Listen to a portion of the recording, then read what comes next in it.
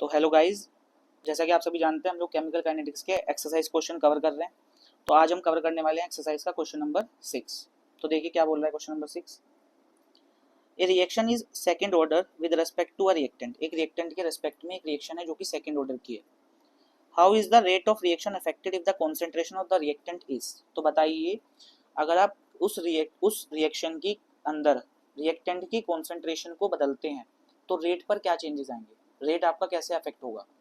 पहला दिया हुआ है कि अगर आप कॉन्सेंट्रेशन को डबल कर रहे हैं तो रेट क्या हो जाएगी, अगर आप कॉन्सेंट्रेशन को हाफ कर रहे हैं तो रेट क्या हो जाएगी।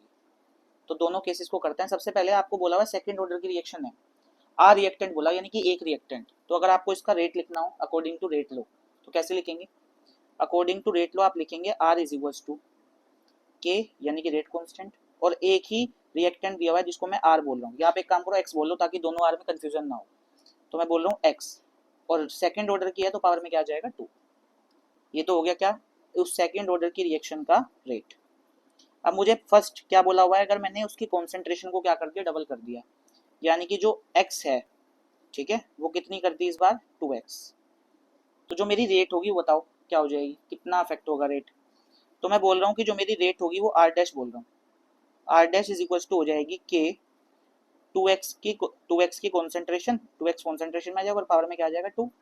तो यहाँ से आर डैश क्या आ जाएगा, आर डैश आ जाएगा 2 2 जा 4 के एक्स की कॉन्सेंट्रेशन और पावर में क्या आ जाएगा 2।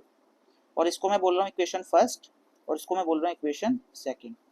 और अगर मैं फर्स्ट और सेकंड इक्वेशन दोनों को कंपेयर कराऊं from equation first and second, अगर मैं दोनों इक्वेशन को कंपेयर कराऊं तो मैं ऐसा बोल सकता हूं कि R dash is 4 times of are.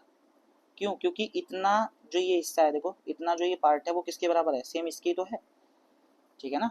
तो मैं बोल सकता हूँ, तो जब भी आप क्या करते हैं किसी सेकंड ऑर्डर की रिएक्शन के अंदर, जब एक रिएक्टेंट हो, कॉन्सेंट्रेशन को डबल करेंगे तो जो आपकी रेट होगी वो क्या हो जाएगी 4 टाइम्स, क्या हो जाएगी 4 टाइम्स। सेकंड आपको क्या बोला हुआ है, अगर आपने क्या कर दिया रिड्यूस टू हाफ।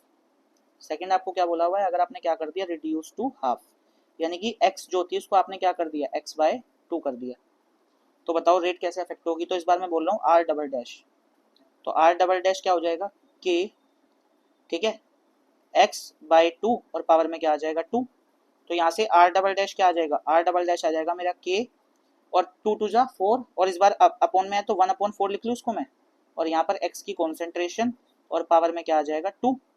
इसको मैं बोल रहा हूँ इक्वेशन थर्ड। और जैसे ही मैं इक्वेशन फर्स्ट और थर्ड को कंपेयर कराता हूँ from equation first and third, तो मैं ऐसा बोल सकता हूँ कि आर डबल डैश जो है वो क्या है 1/4 टाइम है किसके, आर के। यानी कि जैसे ही आप कंसंट्रेशन को क्या कर रहे हैं, रिड्यूस टू हाफ कर रहे हैं, तो आपकी जो रेट ऑफ रिएक्शन है वो क्या हो जाएगी 4 टाइम्स क्या हो जाएगी, रिड्यूस हो जाएगी। ठीक है, समझ में आ गई इतनी बात। तो इस क्वेश्चन को हम, इस वीडियो को हम ये एंड करते हैं आज।